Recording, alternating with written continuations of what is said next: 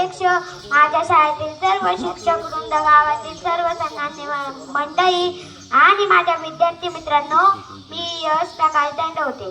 मी आज माझ्या आवडत्या नेत्याबद्दल 4 शब्द सांगत आहे. ते तुम्ही शांत मनाने आणि शांत विचाराने ऐकावे अशी माझी नम्र विनंती. माझा आवडता नेता नेताजी सुभाषचंद्र बोस. सुभाषचंद्र बोस यांचा जन्म 23 जानेवारी 1897 रोजी ओडिशा येथील कटक शहरात झाला. ते एका मोठ्या बंगाली कुटुंबात जन्माला आले होते. त्यांच्या वडिलांचे नाव जानकीनाथ व आईचे नाव प्रभावती होते.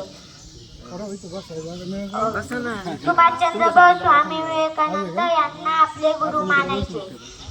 देशाला गुलामगिरीतून मुक्त करण्याची जिद्द त्यांच्यात होती. त्यांनी आपले संपूर्ण आयुष्य देशाच्या सेवेसाठी समर्पित केले. नेताजींनी आझाद हिंद सेनेची स्थापना केली. तुम मुझे खून दो, मैं तुम्हें आजादी दूंगा. जय हिंद, चलो दिल्ली यासारख्या अनेक घोषणा देत इंग्रजांना धक्के दिले. त्यांनी अनेक स्वातंत्र्य चळवळीत आपला सहभाग नोंदवला. भारत मातेच्या स्वातंत्र्यासाठी जीवन सर्वस्व अर्पण करणारा एक महान नेता होता. एवढं बोलून मी माझे भाषण संपवतो. जय हिंद, जय महाराष्ट्र.